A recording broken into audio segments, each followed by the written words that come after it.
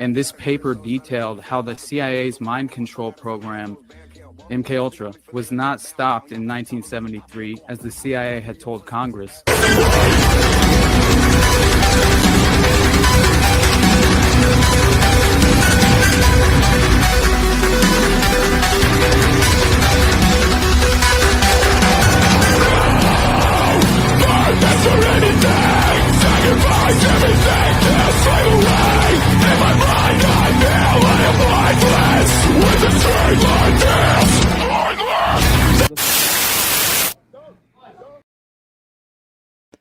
Hey guys, it's Jose Galison. You're watching No Way Jose. You can find us on YouTube, all the major odd podcatchers, and Rumble as well. This is going live on YouTube and Rumble right now for those who are interested.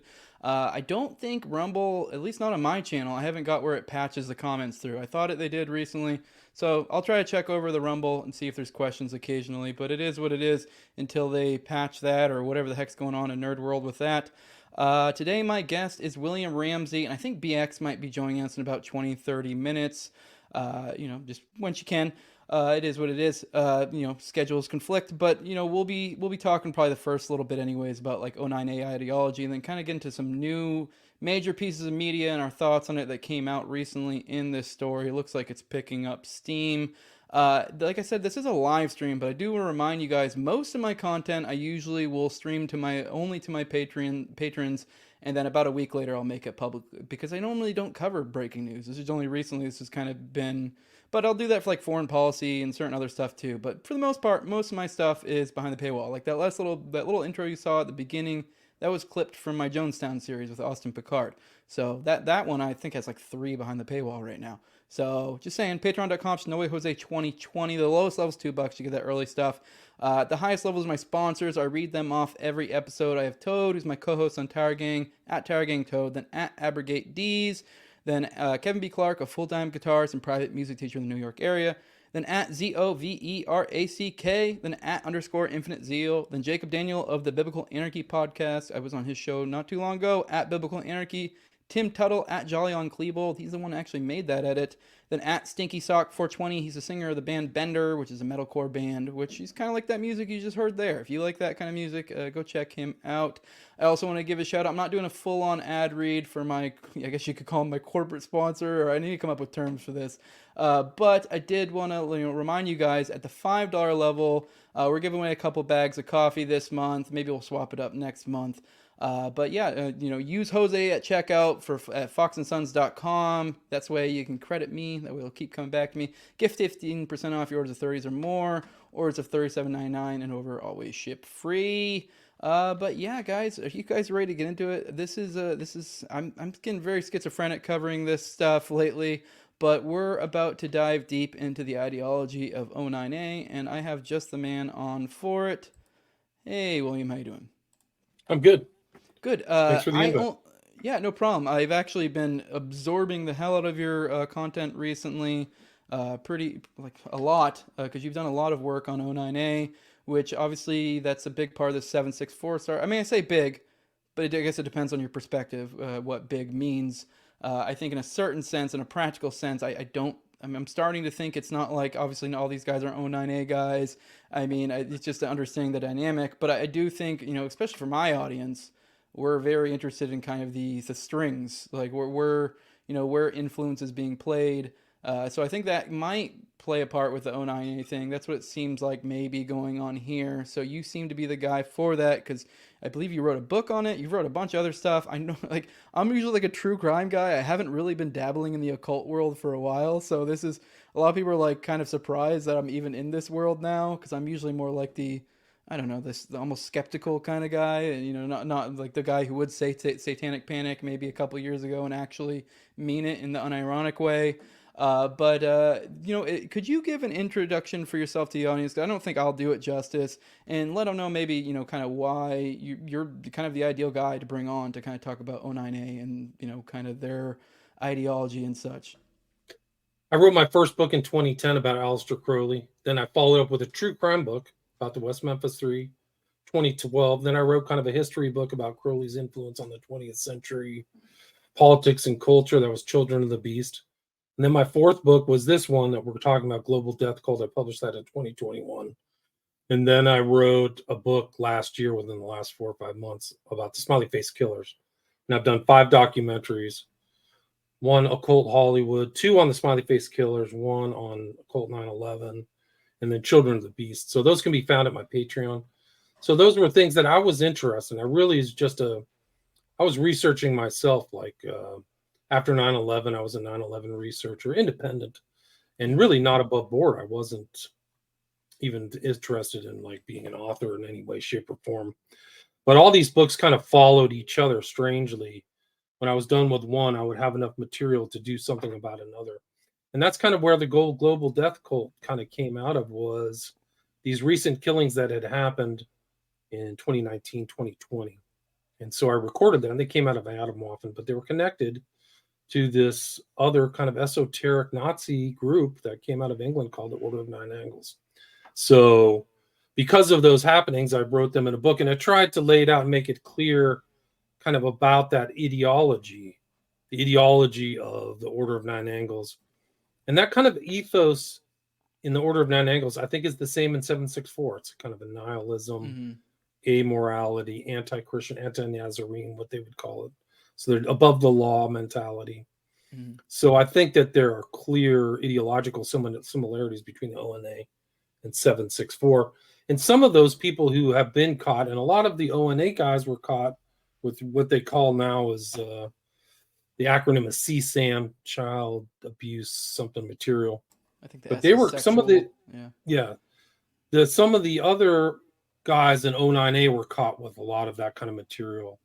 And then some of these guys in 764 obviously are doing it. But Angel Almeida, for example, I think he was a 2021 case.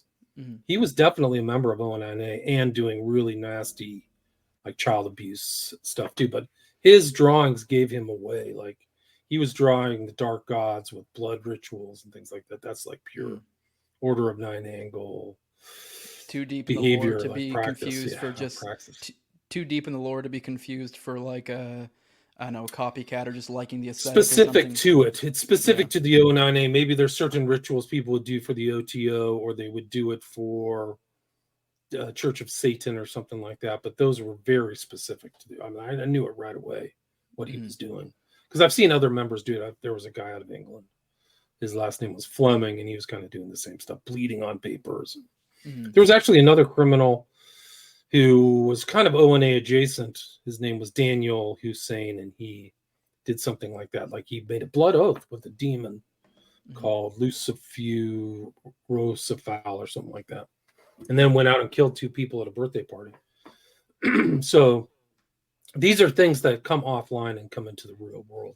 And kind of that's why I wanted to write the O9A, because I didn't know much about it when it first started researching it, and I don't think the public really know. And I think it's a new phenomenon, without just like 764, some of the cult and these occultish that really start off the internet. Really, that's really where the foundation of its distribution of its ideas comes from.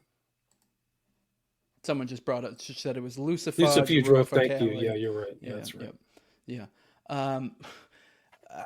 Did you have any more thoughts? I didn't want to cut you off there, but not really. I mean, that's basically all my work. I really wasn't going to stereotype myself as kind of an occult researcher, but at the time when I was putting out my material, nobody else was really talking about it, so it kind of made me irritated. So that's kind of like why I wrote this stuff.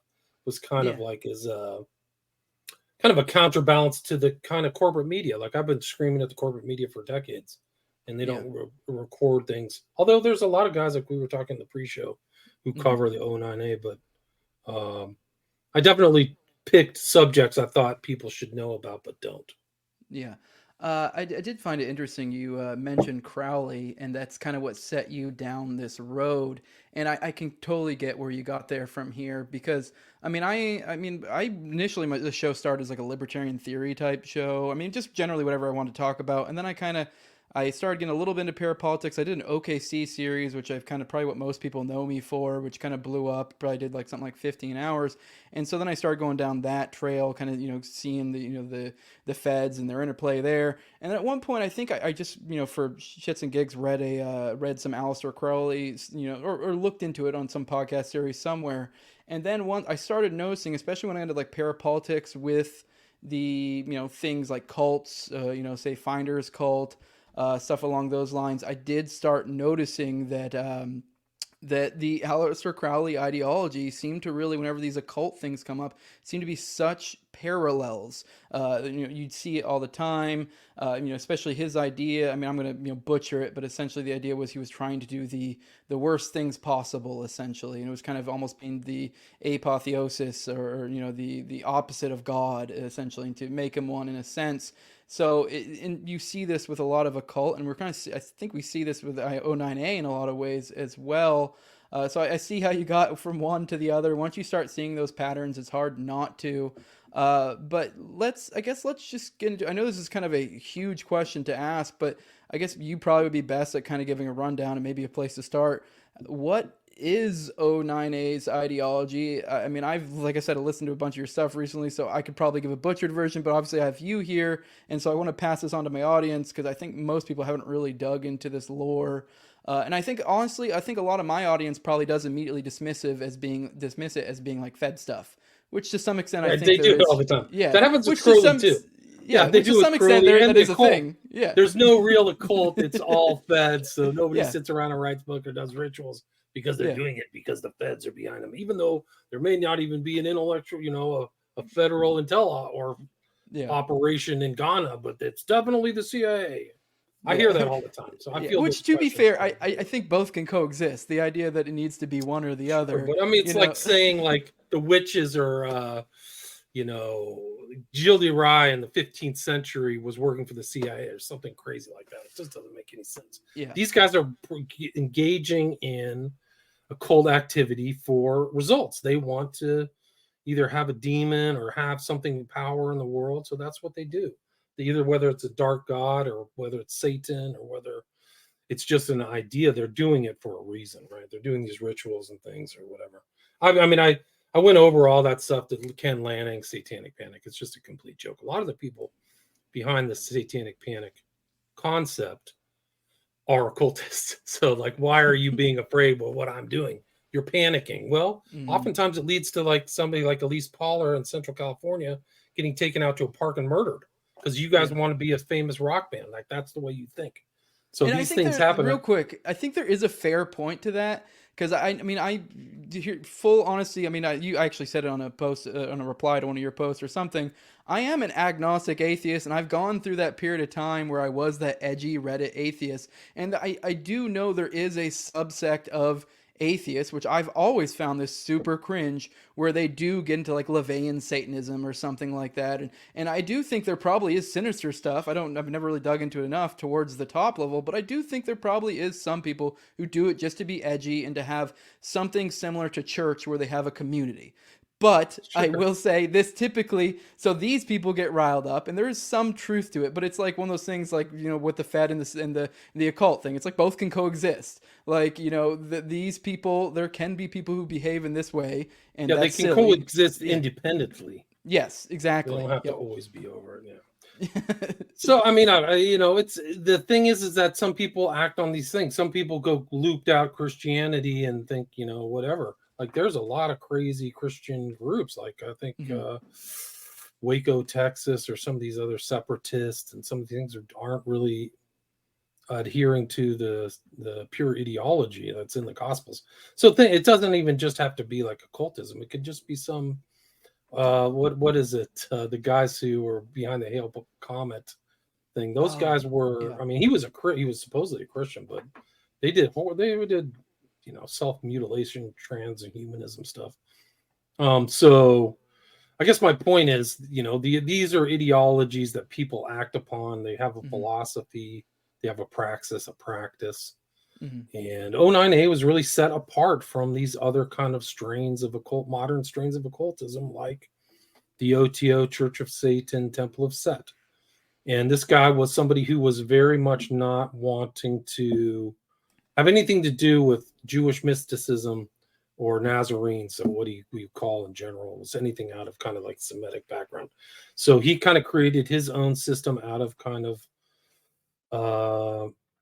pagan Albion, pre-Christian England, early England, and being integrated all this stuff. Really, it's really actually more. What is it? It's just like an early thing. So he basically started drafting it. He was writing it. This is pre-internet, so he was writing just manual after 3-page manual, and those 3 pages turned into a book, and those were sent out through PO boxes way before your time, probably in the 70s and 80s. Yeah, And that's well just like on like advertisements at the back of some occult magazine. And then it grew. And then what really happened is that corpus grew and other people got involved. And the way that he defined it, this group was against OTO and against the Temple of Set and against the church. They thought that they were more of like carnival barkers, which Anton LaVey actually was. So he thought they weren't serious. And the thing that did distinguish the O9A, at least in his mind, is their propensity to kill people. That was their distinction. And there's a whole chapter in my book where he's literally writing and contesting and comparing his group to people in the Temple of Set. There's actually something from Michael Aquino and some of these other people. And they kind of confirmed that David Myatt, who was the guy, was writing under pseudonyms. He was writing under Stephen Brown and Anton Long. He still does. So he was really the progenitor. He's a very smart, intelligent guy. Seems to have family money, traveled, was in Singapore. So a little higher culture than most kind of Nazis, which, it's not usually the smartest group of people, in my opinion. But so that would be it. And then they just he integrated all of these interesting concepts that people could do. And, just like any corpus, it grew over time. But I think really what made the O9A grow was the internet. Is then it became kind of something people could find and read about cheaply and, without having to pay anything, right? And I think that's the way Myatt intended it, was to have like a philosophy or an ideology without rigid, like a rigid practice, like you have to do this. You can just integrate whatever you want.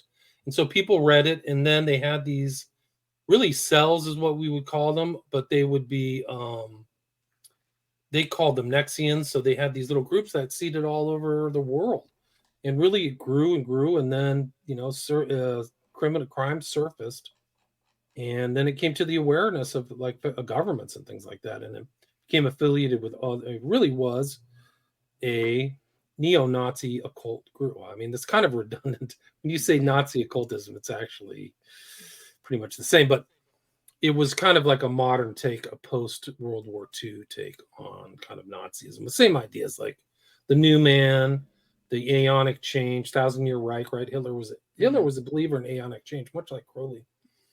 And so these guys believe in aeonic change, and there's going to be a galactic man, Homo Galacticus, and then there's a lesser, and they're special, and they're above the law.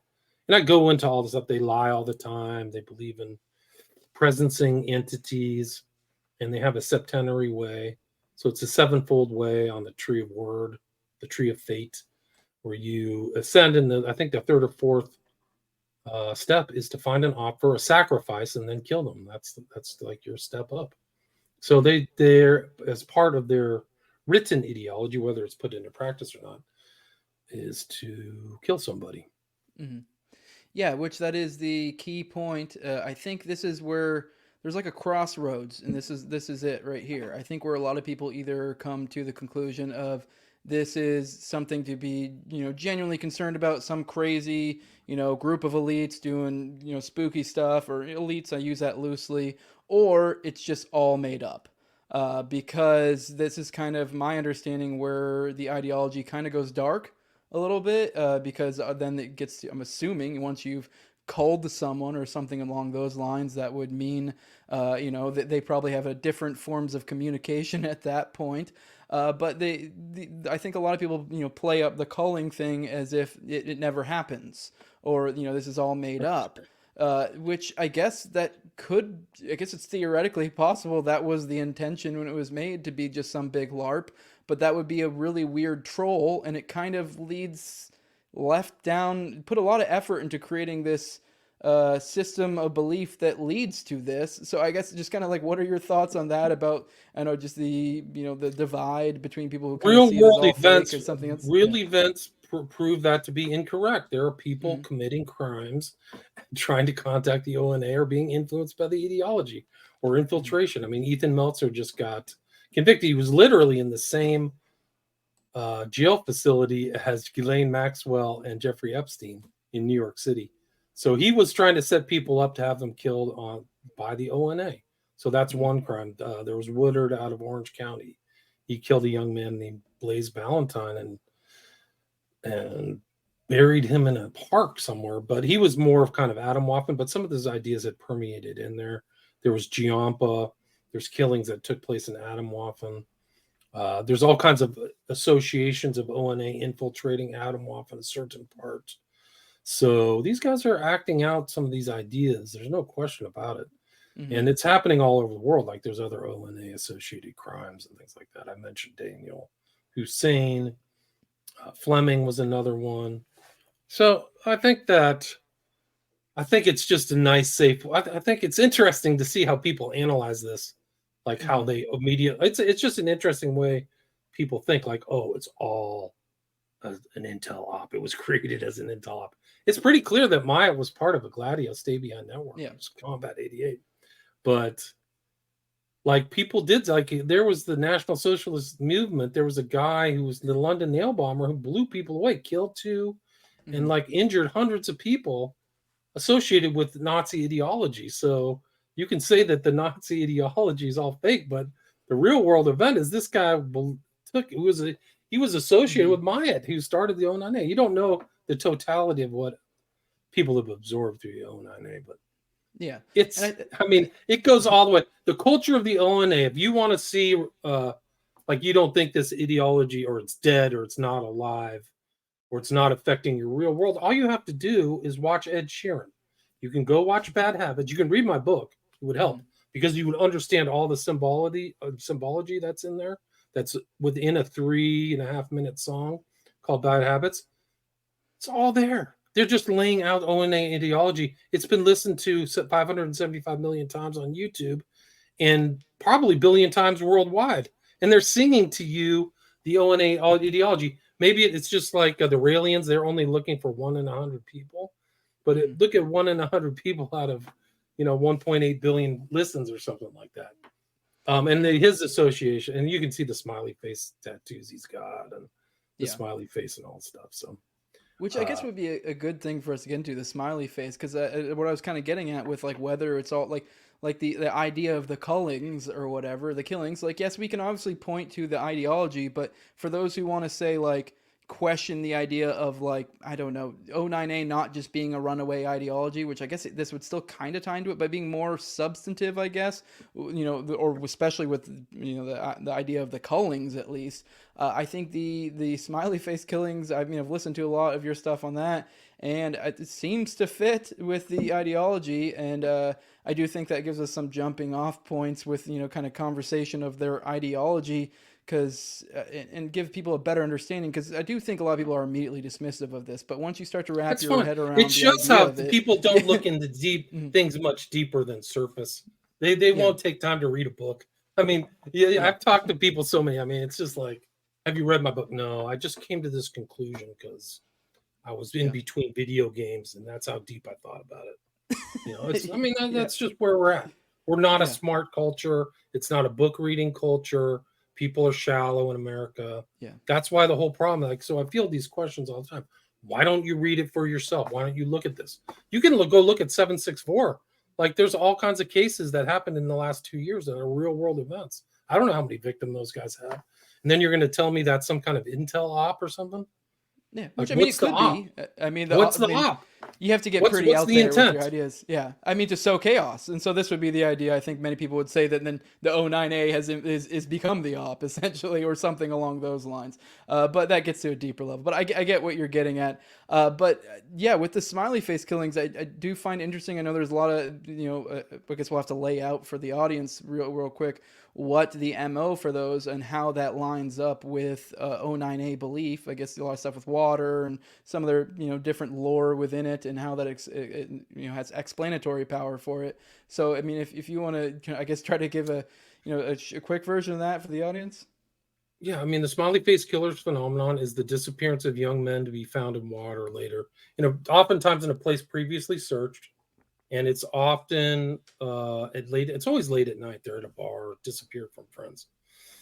And so that's kind of how I came interested in O9A, is like some kind of ideological overlap and similar stories really within the O9A of like committing crimes and things like that and getting away with it. So I don't have any proof outside of what I wrote in my books, but like there's clearly something unnervingly similar between the cases and the ideology. Yeah. With the killings, I believe they were all in water. They typically were, men in, probably in the prime of their life, typically, salt of the earth types is like probably the best way to describe their kind of upbringing. A lot of Christians, Yep. overt Christians. Yeah, and I believe So with that, obviously, then I don't think there actually hasn't been anyone caught for this. Although there seems to be there have been other cases where it looks like maybe they were going to do that and got busted. I believe, if I recall correctly, There may have been people busted for crimes, but maybe not specifically for these types of crimes. Yeah, something very, very, very similar. Yeah. Yeah, so, I mean, I did a whole in my new book. I did a whole section on offender typology. So there's a lot of kind of similar. There's like the family in Adelaide. There is Stephen Port in London. There's a lot of similar people or people with interests or underground stuff. So I think that the police aren't aware that it's very easy for the police to write off the smiley face crimes as accidents. And I think the public and the families, almost all the families of these victims say something bad happened to my child. Like they weren't clumsy. A lot of these guys are super athletic, actually. So like for them to like suddenly make it to a river and then fall in and not be able to get out is a joke. Yeah. So most of these people met by misadventure, in my opinion, or the ones that are in my book for sure. Like I've looked at those cases, and the answer is why? What's the motive? Like, why are people doing this? What's the deal? Why does somebody want to do that? Are they going out hunting? Are they sexually motivated killers? Like, I don't know. Yeah. Which that was a component. It did seem to be there was a trend where they would, and I don't know. I mean, my feeling I get from this with the gay side of it, because it does seem to be some of these people were on Grindr and stuff like that, and right. I would assume that might have been just a method to which they were finding people. I don't know. I mean, that would be my feeling, but that's just completely an assumption just on what I've listened to of your stuff. So I might be wrong. That's just kind of the vibe I get, is that maybe that's the case, or maybe they're looking for homosexual males, that type. But I would just assume that was just kind of a mechanism to find people. That did seem to be a through line. So maybe there was some sexual component, but it looks like these people are getting abducted, disappearing for a period of time, and then ending up in water. Essentially, and it looks like a drowning is kind of right. What it looks like here. So, I mean, where these people disappear to, who knows? But for some reason, it's just kind of a drowning is what it always gets written off on, even with them being disappeared for a period of time. We have BX joining us now, but sorry, you go on, William. Hello. Hey. Hello. Hey, we were just talking about the smiley face killings. I heard. I don't know if do you have any thoughts, BX? Before I do. Yeah. Well, so not with the smiley face killers so much, but recently there's been like kind of a resurgence of interest around the smiley face killers, specifically with like the serial killers in Chicago and in Austin, right where I live. And so I find this curious because my whole life I've lived in Austin, my whole life, and there's always been deaths at the river. I mean, people, and it's actually kind of funny because when all this started coming out, I was the first to kind of be like, doubt that this has anything to do with anything, because I mean, people have always died, and yeah, more people are dying now, but that's just because there's a huge boom in population and people getting drunk over on Rainy Street, which is where they're falling in. But the spot of Ladybird Lake where people are falling in is funny because I used to do security work there, and I'm a like a bodyguard, right? And which is like, yeah. But anyways, I had my big old blacked out Tahoe that would just sit in that cul-de-sac right there where people would fall in. And the buses would stop there. Like all the buses that were taking people downtown, that sounds bizarre, right? It's over by the Omni, I think, the hotel down there. And so the buses would pull in this cul-de-sac and let people out to go pee in the river. They would let drunk ass people out of the bus and say, go pee in the river. And then these guys would stumble down in the dark. I mean, and it's treacherous. Like, there's no guardrail. There's no lights. People are just stumbling around. It's probably a 10-foot drop to the water, which doesn't seem like much. But when you're drunk and like, shit-faced wasted and, you hit your head, or maybe you don't, maybe you just drown.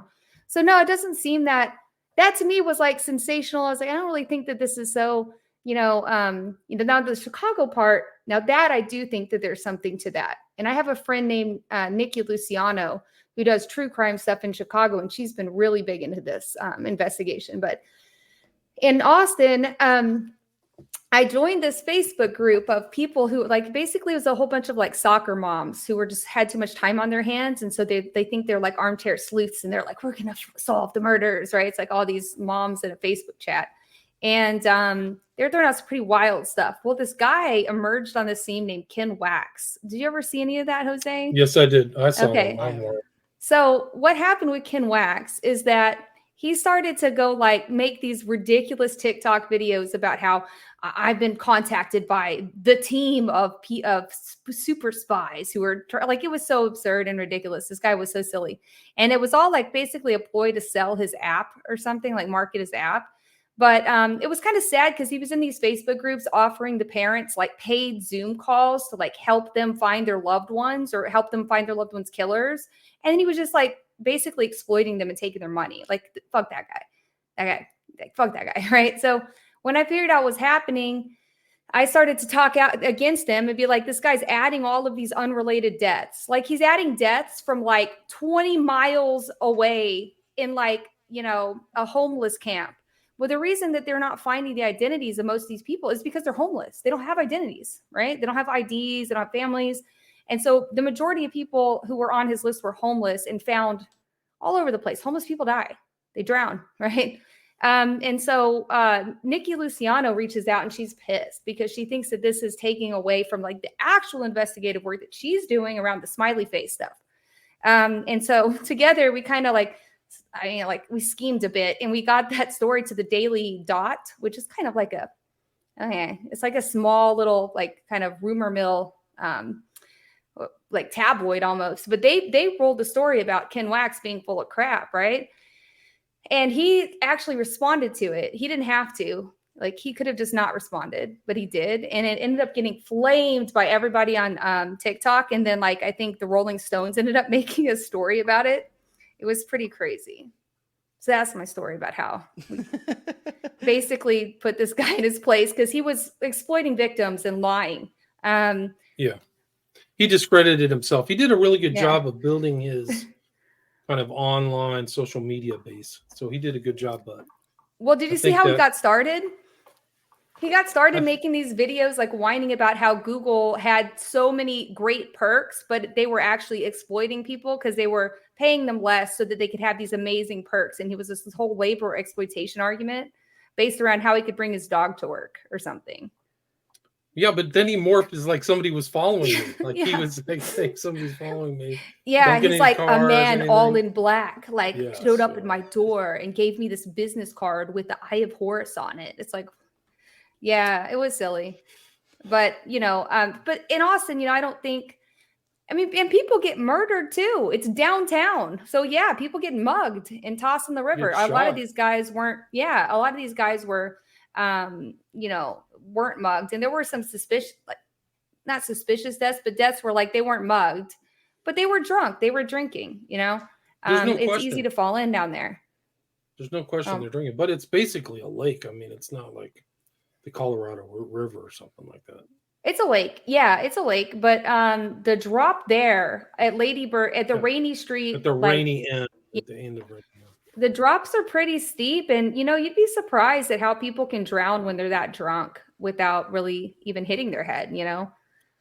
There's a couple though. I think the Martinez kid, I don't think he had more than 2 beers, so that's kind of suspicious. I think one guy was definitely, yeah, I think that was 2018. Okay. There was Christian Pugh who like disappeared. He was down for like 60 hours, and then they found him in some brushes, like he was clearly drugged.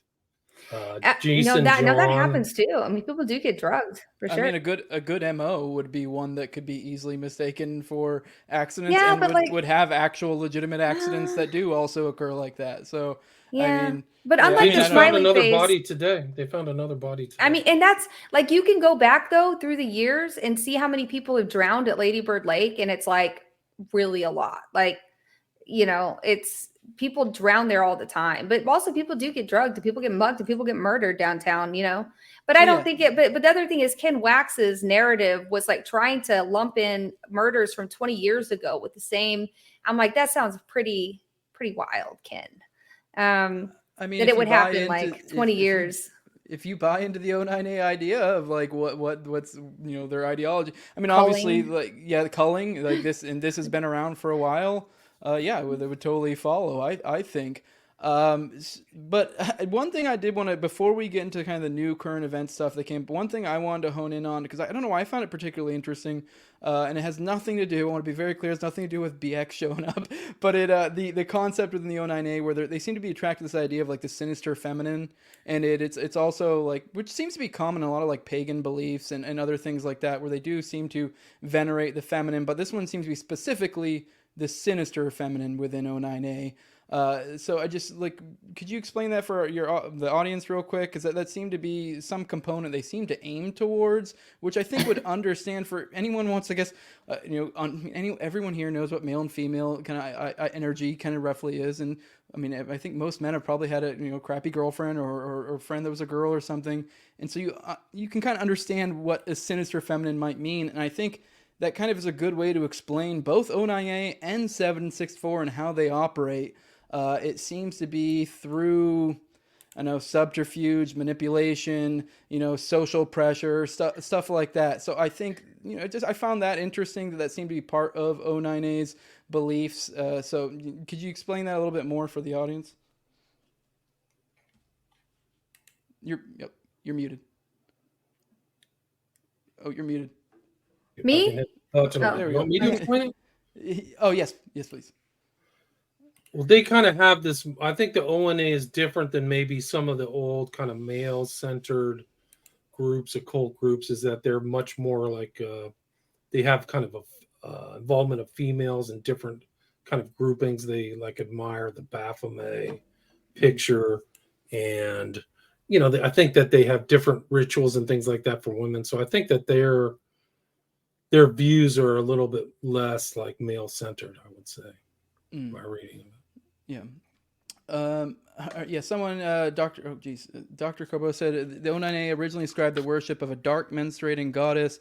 They gave the name Baphomet to and claimed it was the same as the Templar deity, aka BS, which that does seem to be, I guess, to get back to the creation of this, it does seem like he smattered together a bunch of different ideologies, which I guess some people might, add claim to that, like, it was kind of BS, which I guess to some extent you could say that was, or through, exploration of different occult stuff, he could say he came to some revelation. I don't know. Depends on how you want to look at it.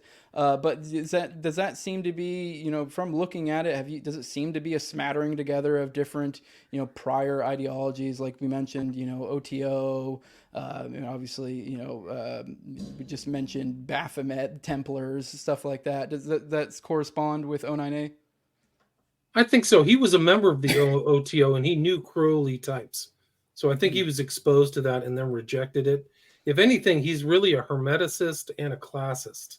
So he goes all the way back to kind of Greek esotericism. A lot of that's in the O9A. A lot of those ideas is what I would say that he is more fond of. And like I said earlier, like he was like a pagan, a British pagan, so British paganism and that type of thing. Mm-hmm.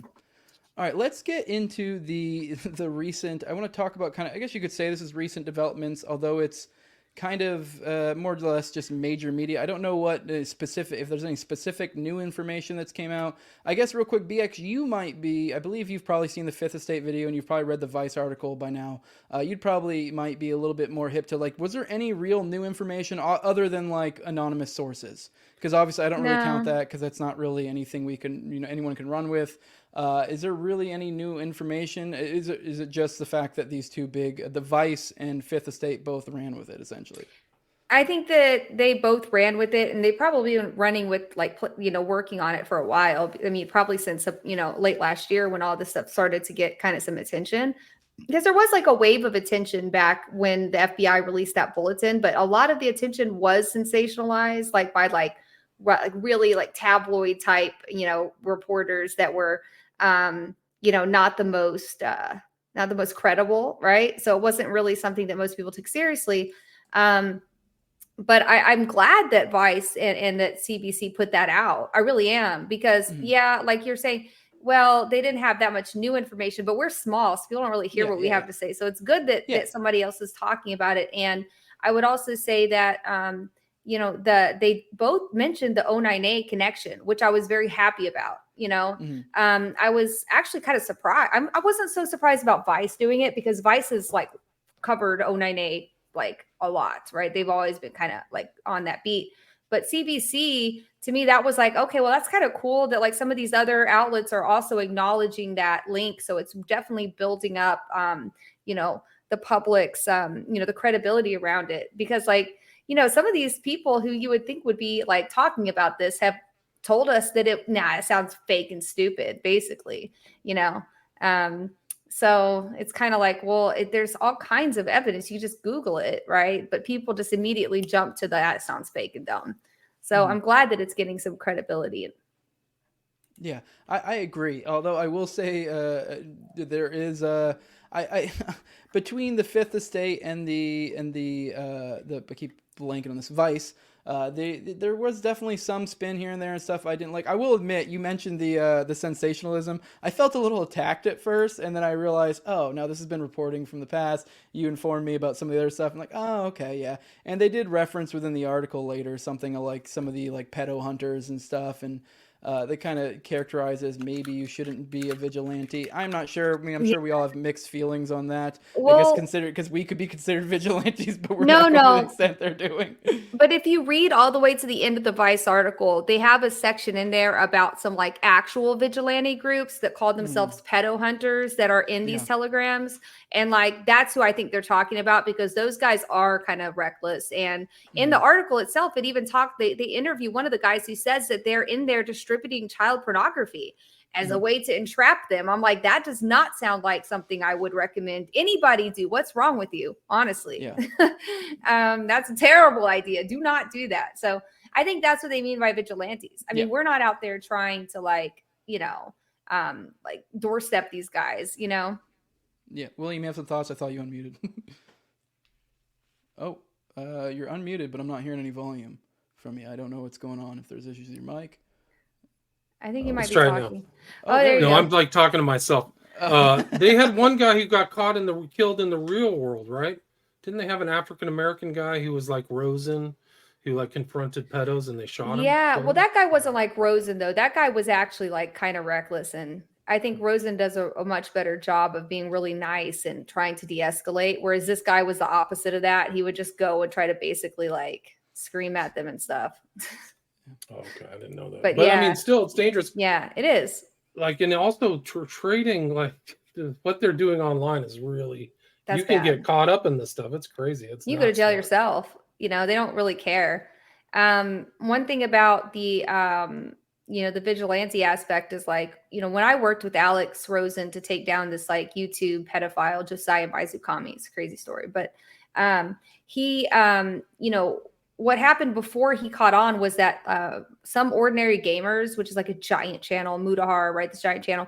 He did a video about it after I had been talking about it for a while. And I kind of helped him with a video thinking, this is great. We're going to get like big eyes on this. Well, the eyes were so big that a vigilante group formed and they doxed him all over the internet. But the problem is that they doxed his family where he didn't live. They doxed like a family full of kids. and like his brother or something, right? Like, so that could get somebody killed. Honestly, it's really dangerous, and it muddies the water for investigators, and it's just generally not something that we can encourage because it's reckless.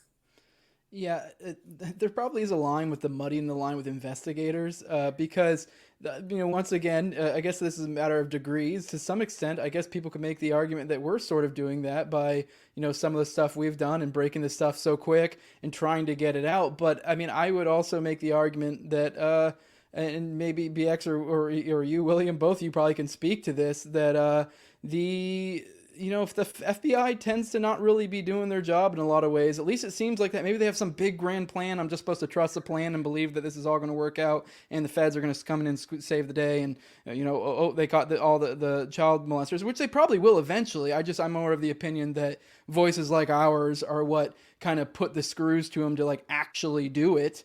Yeah. So, I mean, I don't know any thoughts with you guys, because I think a lot of people would make the claim that, we're, interacting or exposing their, ongoing investigations in some way or whatever, because in some of the scoops and stuff, and because I don't know, that's kind of the feeling I get, is that they do, almost the FBI would probably rather some people not be meddling in this so as not to, I don't know, make them look bad, because it looks like they've been this has been going on for years now. So, and they've supposedly been aware of it. So why are we just now seeing arrests?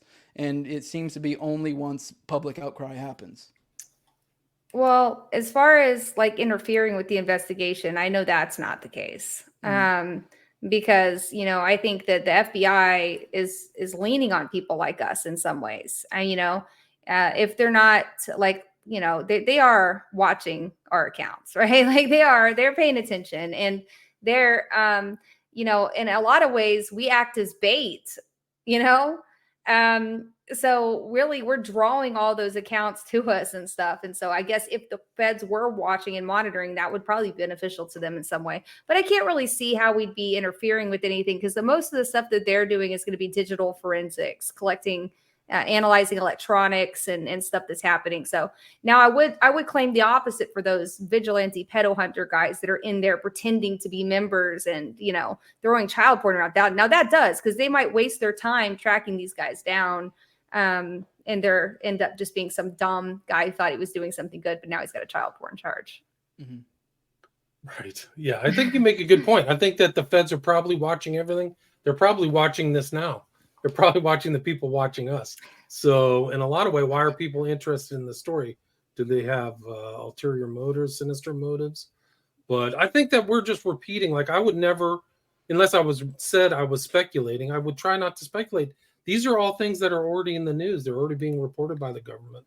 So I don't think that I'm trying to harass or antagonize anybody who's brought up on criminal complaints. I don't feel like I feel like I'm just doing objective reporting on an important story so that other people don't get harmed or kids don't get harmed, or, these kids are probably damaged for life. I mean, can you imagine like scarring huge things? Like that one story in the story that by Mac Lammer wrote today, like she had scars all over her body. Like they'll probably be there forever unless she gets surgery or something like that. Like that's crazy. Yeah, there were claims that they got one kid to kill their I think they might have even said the whole litter, or at least just one of their kittens. And like, I don't know why that one, like, don't get me wrong, there's way worse stuff that we've talked about. For some reason, that was a gut punch, even reading that. Like, to go to the point where you have that much sway over a child to where you get them to murder a kitten, which is like objectively one of the most adorable, precious little things in the world, other than maybe like an actual human baby. So it's like, I don't, it's just so dark and twisted. Yeah, I don't know. I guess I was just stating just kind of the horror, the horror show we're dealing with here. I mean, I guess maybe this is another side question. How have you guys handled your mental health? Do you find yourself spiraling with some of this stuff? I know, William, you've covered a lot of the O9A. I'm usually pretty good with a lot of this stuff, is remaining, pretty callous and objective. But sometimes a lot of this stuff really does kind of. It fucking. I have kids, so it fucks with me. So I don't know. I guess any thoughts for you guys? I don't know. Yeah, it's really fucked me up.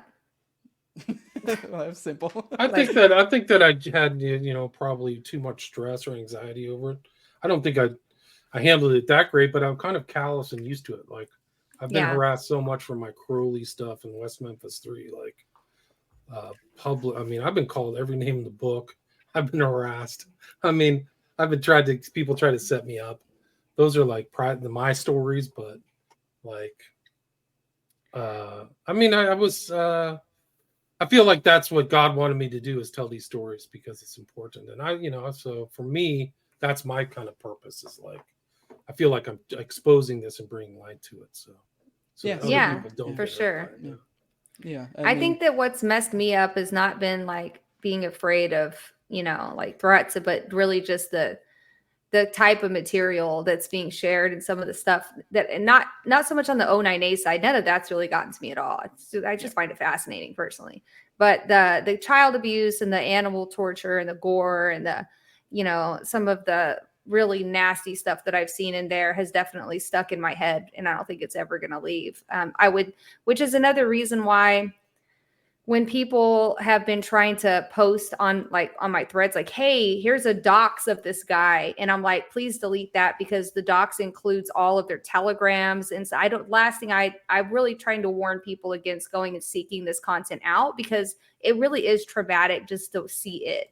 Like, that's the point. They're trying to traumatize people by seeing it. And it re-victimizes the victims too, right? Because that's their extortion blackmail material that you're looking at. And so that also can, the causes the victim stress. So I've been trying really hard to like encourage people not to go seeking it out. Because I wouldn't. And, I guess the other thing that's really gotten to me even more than watching it in there is like hearing, like I've spoken one-on-one with a lot of the victims. I know a couple of minor victims, underage victims, 13, 14, 15-year-olds. And it's brutal hearing their stories. I mean, it's terrifying. Like, as a mother of a daughter myself, I think that's been the most mentally upsetting part, is just hearing their stories and hearing, how they're dealing, and knowing that like they'll probably never be completely okay. Right. Mm-hmm. No, it's like some kind of trauma abuse. And it reminds me a lot of the Keith Raniere Nexium cult, where they abused the women and then kept it against them. And Scientology did the same thing. So and then got them to abuse others. Right. Good point. Yeah. So you see that kind of playing out, that same kind of phenomenon playing out with 764, cult, whatever. Yeah, the cycle of abuse. And like, I think one thing we underestimate is like the generational nature of such an abuse, right? Because if their goal is to corrupt the youth, corrupt the kids, and like, perpetuate this evil, sinister, agenda, then what better way than to fuck a kid up for life, so that and then get them to mess other kids up and abuse other kids. And now you've got this generational trauma where they grow up into adults with issues like that, and it just perpetuates itself. It's very, very sad. Yeah, hurt people. It messes. I mean, it is particularly. I mean, I have two daughters, and so it's like, and they're kind of older now, but like there is. I mean, I feel like there's a common, at least maybe it's just me, but I feel like typically, especially with girls, there's this like period of time where, I don't know, between 9 and 12-ish usually, where they're in this very bizarre, awkward, transitioning phase, to where a lot of times they do go through some weird behavioral, be a little bit depressed, a little bit moody. So it's such a messed up but also weirdly, creepily ideal time for these people to strike. And we have these these tools that they're using, and I mean, I really do want to expose this shit, because it's like, I think people need to be aware that this is real. I mean, I think too many people have gotten conditioned by satanic panic to just dismiss this stuff. And I mean, to be fair, I guess like they don't actually worship Satan, I guess, depending on your definition of what Satan is. But that is kind of a catch-all term, Satanism, occultism. But even if you say occultism, most people will roll their eyes, but that's a little bit different, because they usually don't even know what the hell you're talking about at that point. But it is just dark. I mean, it seems to be the MO with 764 is they catch them at this vulnerable age, they get them to self-harm, which isn't really too much of a push if they're already depressed, whatever, and then they just kind of then pick, and then you just see how much of their soul they can destroy, essentially. Yeah. And the whole way through, they're essentially holding the rest of their soul as collateral, essentially. Like, hey, we'll completely destroy you, or at least your ego, at least, if you betray us or do anything I don't like. I mean, I guess I don't really have a point there. It's just dark shit, and it's just Yeah. like borderline sinister genius. I mean, I hate to put it that way, but it's gross, and I think people need to be aware of it Very because this is an effective. MO Yeah. out there. And I don't know. I mean, if that means you need to actually be a fucking parent and say, hey, no, you can't be on this chat app because you're 12 or whatever, like, sorry, you can't, like, Yeah. and I don't know. I mean, And kids are it's, sneaky yeah. too. They wait till their parents go to bed and, Mhm. like they do make really cool apps where parents can like helicopter the shit out of their kids online, see everything they do. Everybody should have that. If your kid has a cell phone, you should be able to see everything they do. Um, there's no trust at that age, honestly, when it comes to online predators, right? And this is the same kind of idea of like, well, yeah, when I was a kid, yeah, our parents didn't helicopter us, but if I were to tell them that I was skipping school to go over to some 40-year-old Satanist's house, they would definitely be like, you can't do that, and that's not one of the things that we're trusting you to do. It's the same thing online. You don't know who these people are, so you should never trust your kid to talk unsupervised to adults online. Yeah, my impression is modern day parents care even less than our parents did. I mean, I had kids when I was like 18, like when I was like really young. So, and I'm like 33 now. So, 32, but still, so most parents are probably like a good 5, 10 years older than me. But even still, it's just like my impression is it seems to be, most other parents just kind of let them do whatever. And I don't know if that's just modern day parenting, at least amongst my kids' generation.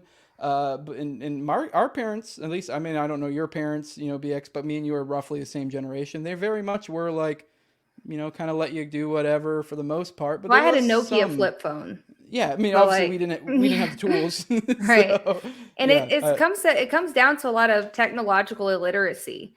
Mm, Like the landscape has shifted so rapidly that most of our old millennial Gen X parents don't really understand technology, right? It's easy for kids who are really smart to like find ways around their parents' supervision.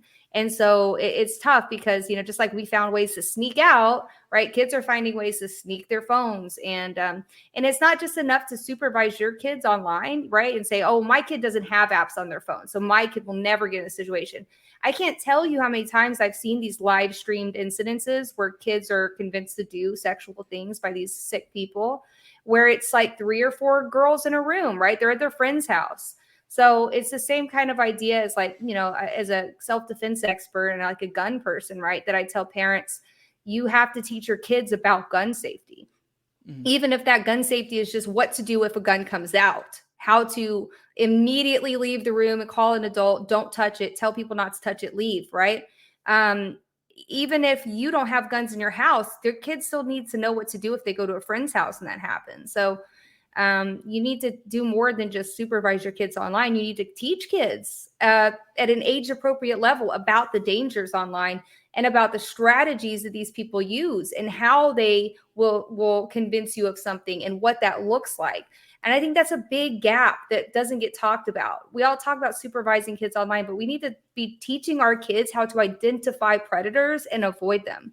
And if they're old enough, they need to be told these stories straight up. mm. You teach your kids about unplanned pregnancies and STDs and stuff, right? You need to teach them about extortion networks and what bad people online can do with their pictures. And it really is like a scared straight situation where the kids Yeah. need to see it to understand.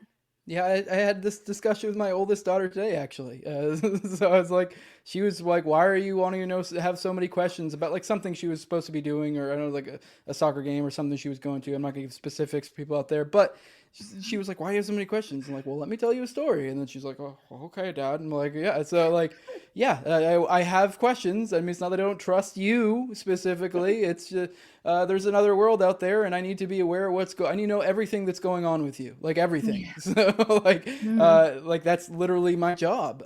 Yeah. Yeah. But like I want to bring it back to the stories, and I did notice, and I think this is inevitable, and it's already kind of occurred. This will get heavily politicized, and I mean, and I can already see somewhat of the angles this will probably take form as it becomes more and more politicized, if it continues to gain steam, which I think it will, considering the publications that just covered this.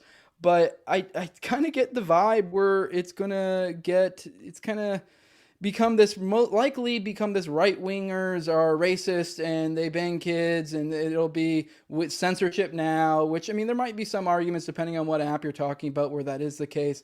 But I guess kind of want to get your thoughts on the politicization going forward, just kind of how this will go. And I mean, I guess it is just kind of what it is, to some extent, that there will be politicization, and to some extent it is good that the information is getting out there. But I do think people do at least need to keep their eye on the ball and probably what matters in this story, as opposed to getting caught up in the gobbledygook that is inevitable to come.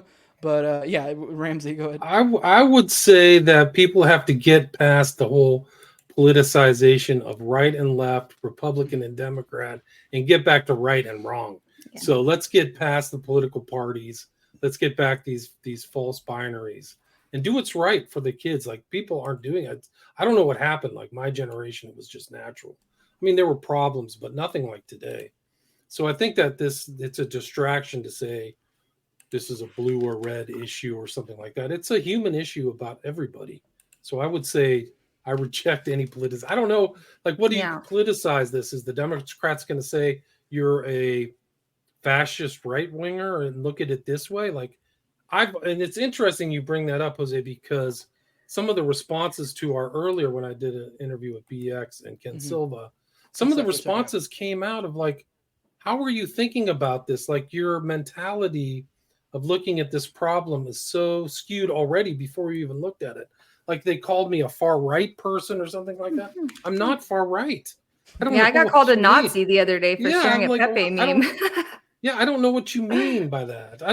I actually have like I believe in the Bill of Rights and like individual rule of law. Like, that used to be called liberal, but it's funny. It is funny how I think it's really just a symptom of our society where we have to be on some kind of team that like we're all together and we think the same and it makes us comfortable. And then there's a bad guy over there who doesn't think like us. Instead of looking at it independently and going, is this bad or good? Like, it's obviously this is totally evil. So I think that 100% of the people should be against these kind of crimes taking place. So I think if you're thinking on those terms of like your party's in the right, you're out of your mind, because both parties are pretty lousy. Right. I've said this since the beginning. Like, if we can't join forces against these people, we're lost. Like, these are the types like, nobody is pro this. No one. Right. That said, there's a couple of main things that I think I've already seen happen.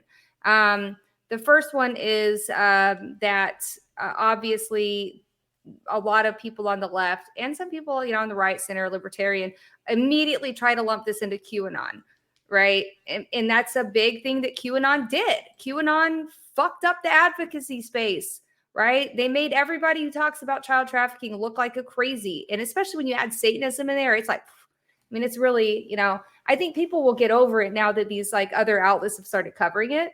And because we're putting out a very rational way and not sensationalizing it, right? Because we're showing the facts and showing what's happening, and also trying to explain that the Satanism aspect is really just something to like sensationalize it for them. Like, that's what they want to do, right?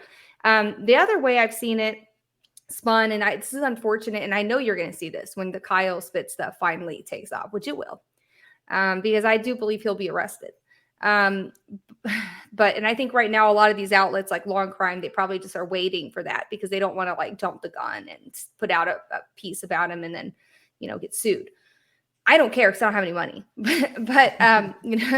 but when it comes to like, the Kyle Spitz thing, the first thing I saw was like, oh, he's a femboy, he's trans. It's a trans thing, right? And I got really upset about that because I'm like, he has this femboy Instagram, and a lot of them do. And the reason that they have those isn't because they're trans. They're doing it to groom LGBT kids. And the truth is that kids who are LGBT or curious or, which is every kid now, right? But they're kids. Kids are kids. We don't care if they're weird and going through phases. Like, they're kids. They need to be protected, period. It's not an issue, right? And the big thing we should be talking about is how LGBT kids are being targeted by this group specifically and how they're more vulnerable. And let's have an open, honest discussion about that, which obviously good luck, right? But I'll tell you guys a story that I haven't told anyone yet because it just happened the other day. Well, I think I mentioned it to Jose, but like, I was in the talks with somebody who was associated with Libs of TikTok about the Kyle Spitz story, which I wasn't thrilled about, but I hadn't followed Libs of TikTok for a while anyways, because I just don't follow them. So I thought, okay, yeah, big outlet. That sounds good. 2 million followers. Hell yeah. Let's get that shit out there so I don't have a target on my back anymore. Right. But then the more I talked to them, I started to follow Libs of TikTok, and it's just like trans this, trans that, trans. And I was like, ooh, I don't want this article. I don't want them to put something out and then it goes that way, because consider that a lot of the victims are kids who might identify that way. And imagine a bigger insult, right, than having your story told and having it blamed on, LGBT when, that's that. So I didn't want to hurt the victims in that way. And so I talked to them very, very seriously that says, like, I'm only going to give you the story under the condition that it's not politicized. It's not blamed on liberals. There's no trans spin, or else I revoke my permission. And they said, oh yeah, maybe we'll try to get it out to some outlets. We'll figure out who can do it. But after I said that to them, they started to just string the victims that I'd given them, sent to them along, and just being kind of dicks, being fucking assholes to us, straight up. Until finally, I had a conversation with one of the victims' moms, and she told me, like, my daughter's LGBT, and I can't imagine this coming out and ending up, in this situation. So we revoked our permission 2 days ago for them to use our story. And they got really mad. They got really mad. They don't really fucking care. They got really mad. They said, well, we have enough of our own evidence that we've been investigating. They kept calling me Hun. We're investigative journalists, Hun. Yeah. So, interesting. Lesson learned. It's really unfortunate. Yeah. I mean, that's unfortunate. I Mm-hmm. remember when I was researching global death cult, I reached out to a group in the UK called Hope Not Hate, and they just strung me along too. I was like, I'm really looking for this article about called the UK's most dangerous Nazi. Can you find it? Oh, sure. 2 weeks later, they wouldn't get back. But I wasn't the appropriate. I didn't come out with my left-wing credentials or whatever. I'm independent. Like, I don't have any part of the affiliation.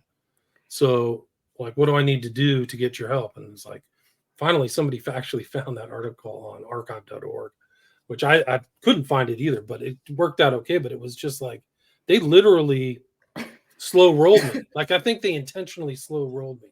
Like, instead of saying go pound sand right away, which I would have appreciated, it was like, oh yeah, we'll get somebody to help you.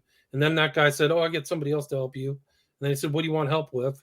And I said, well, I've asked this question like 10 times. And then they're just like, okay, I'm giving up. But it's interesting because they got their hand out.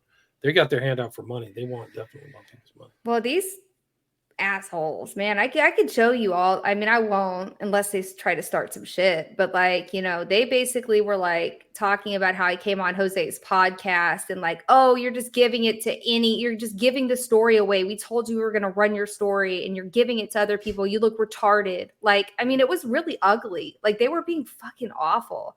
And I was just like, what? Like, this was such a terrible experience. Like, I was just trying to give you breaking news. Here's the info. Do what you want with it, right? But yeah, man, seeing how odd. So it just goes back to like the politicization money. Jose's talking about. Like, get over it. We should all be working together. The same. You don't get clicks. Like, if you put out a story and go, oh, like, look at this horrible child abuse ring that's very real and sad.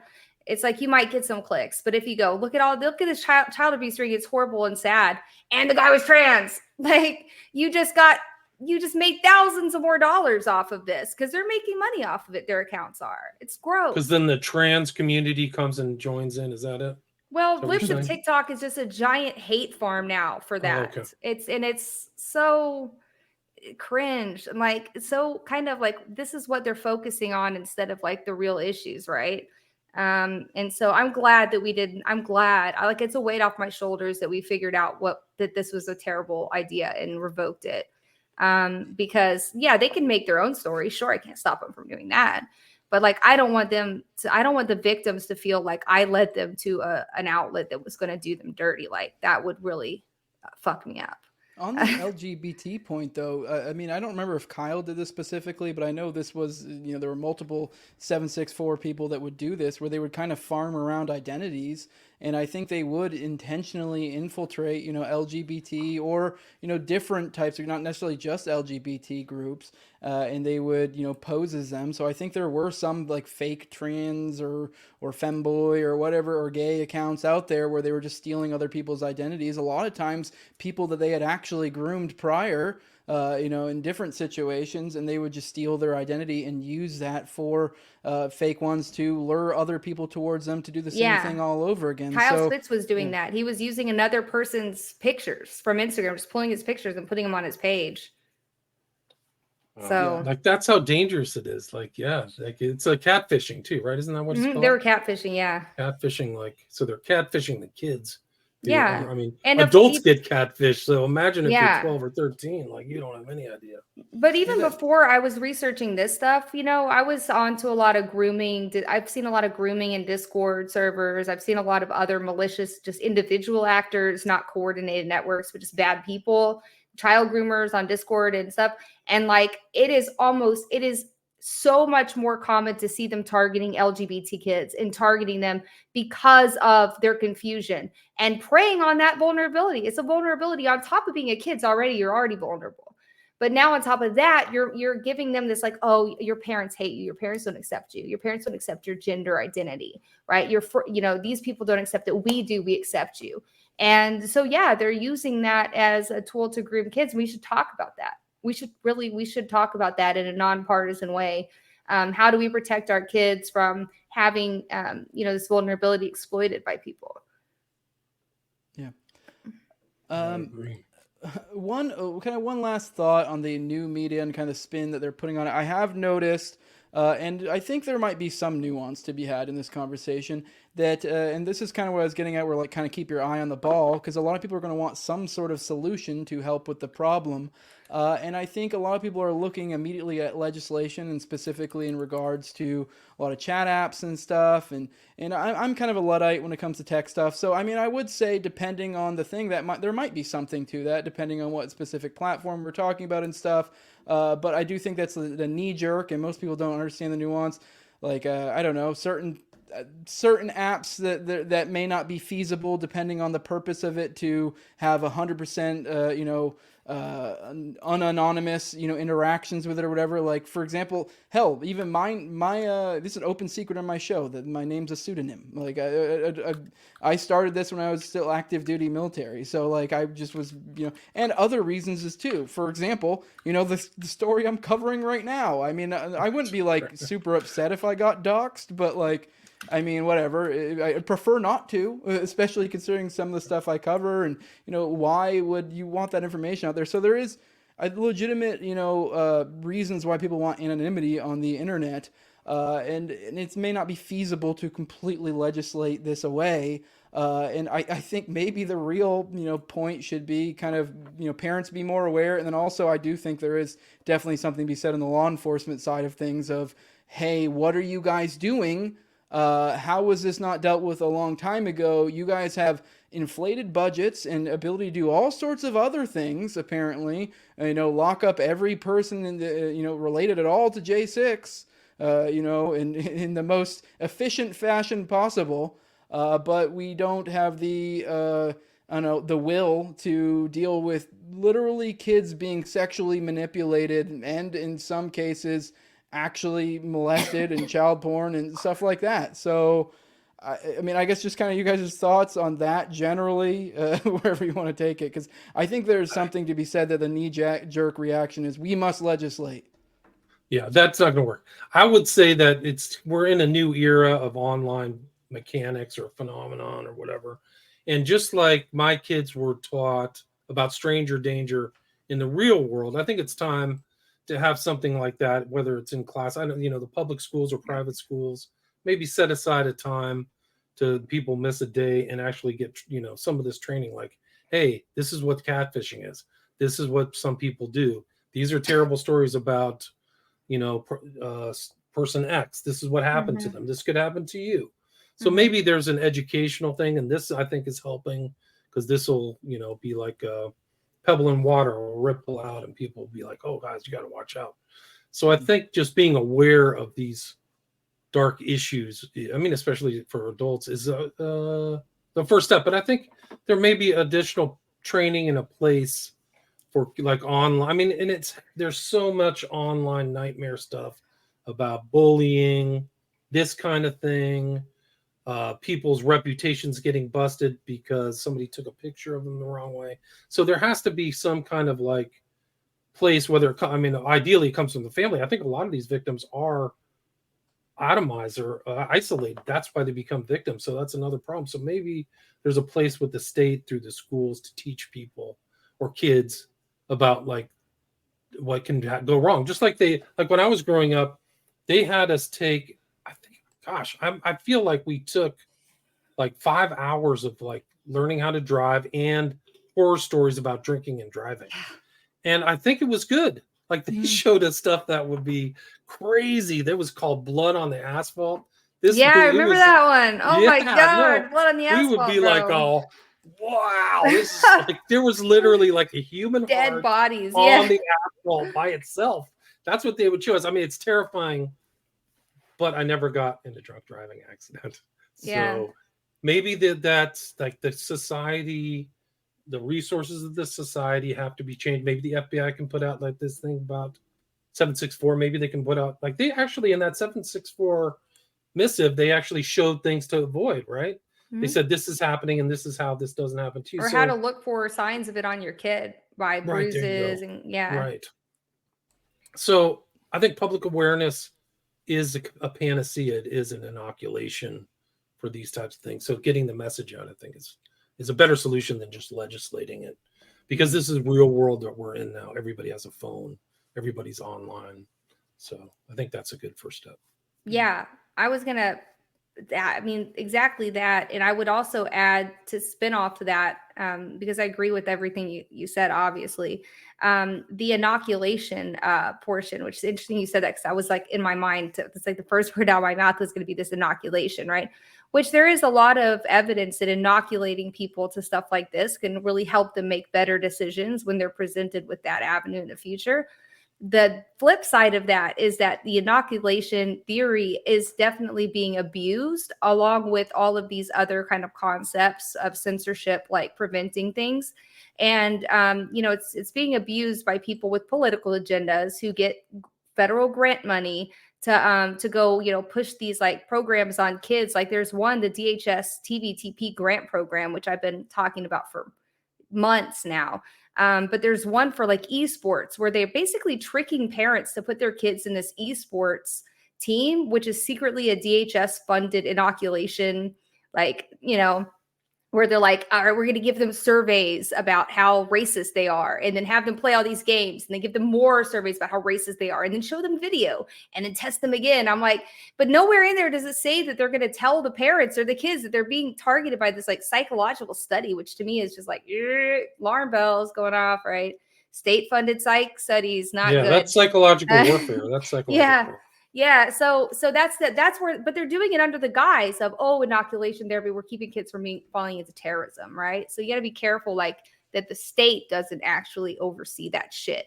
But then I'll also say another kind of aspect of this that I was actually typing up a tweet about it that I'll probably post tomorrow, because I saw something about Eliza Blue. She's a Twitter child advocate, and she hit the nail on the head by saying that some of these child exploitation issues on social media have made their way into these vast, overreaching online censorship bills. And they've basically been the fodder for these bills. Like, see this huge, horrible problem here. We need to censor it, right? Because of the kids. And obviously that's very emotional. It's definitely an appeal to emotion, right? When you're trying to convince people that you need this vast, overarching online censorship bill. It's an online safety bill for our kids. And some parts of the UK online safety bill, some parts of it were good. Some parts of it were necessary, but then other parts of it were just absolutely just intended to censor people. And so that's what, she had kind of pointed out that in a lot of ways, platforms not being able to control the child exploitation material leads directly to this legislation of censorship. And so it's in the platforms, it's not just in the platform's best interest, but in the country's best interest for platforms to proactively do this kind of thing. But we know that doesn't happen, right? Like the Twitch thing, Twitch didn't actually get their shit together until Bloomberg blew up the investigation about that massive predator ring. And the government stepped in. The UK, Ofcom stepped in and said, fix your shit, or we're going to tank you in the UK. You're not going to have a platform here anymore. So obviously a big, huge company like Twitch is just going to bend over backwards and do whatever they say. And so that's what we're seeing now. Twitter's doing the same thing. Don't let them fool you with their, we're not for censorship nonsense. In fact, the tweet that I'm making right now, it has to do with how I was banned on Twitter a few months ago for 10 weeks with no reason. In fact, when I came back, my Twitter, my data didn't even show a violation. So they just banned me for no reason. Mistake, right? And it just so happened that the same week they banned me, I had started to speak out about this problem that Twitter was having with bots spamming links to Discord servers where they were selling child pornography. And the links that they were spamming, the bots were spamming it 100 to 200 times per minute. So you would type in the keyword, which I can say it now because they fixed it, but the keyword was Discord. So if you type Discord into the Twitter search for about 8 weeks, if you type Discord in the Twitter search, you would just see child porn. And it was horrifying. And people at Twitter didn't even know what to do. And so when I finally started speaking out about it, because they didn't fix it. It was 8 weeks that we had been screaming about it to them. And then they banned my account for 10 weeks on accident. Whoops. All right, guys, we're getting a little longer tooth here. Yeah. So let's get out of here. I appreciate you guys' time. William, can you let people know where they can find your work at? And hopefully we'll talk again soon. Oh, yeah, all my books are on Amazon, and you can get signed copies at my website, William Ramsey Investigates, and my podcast is in the top 0.5% in the world. It's like top 15,000, and you can hear you can listen to me drone on a wide variety of different subjects. But I have a lot of good guests. I have some other interesting, a lot of authors and things like that. So yeah, if you want to dig into the lore of, sorry, I didn't mean to cut you off. But if you guys want to dig into the lore of O9A, I highly recommend going to your podcast app and you can just type in O9A or order or whatever in the search bar and look through all of his material, and you will find a ton. You have more than enough, research you can do there. BX, where can they find you at? BX_on_X. Then there's a link in the bio there if you want to follow the breadcrumbs to my other links. Someone asked if we could do a Q&A. I'll do a couple. I gotta get out of here if you guys are okay with that. Otherwise, we'll just have to not. So yeah, that's sure. how they're asking. Yeah. Maybe If you guys have any questions. Yeah, maybe some other time. Let's get out of here. Hey, I have a Patreon, and you guys, I give the option when I drop these in the Patreon to ask questions ahead of time, so you guys can do that if that's what you want to do in the future. Otherwise, it's at my whim when we do questions for these live streams. But with that, we'll get out of here. Appreciate you guys' time. Appreciate everyone who showed up, and we are out.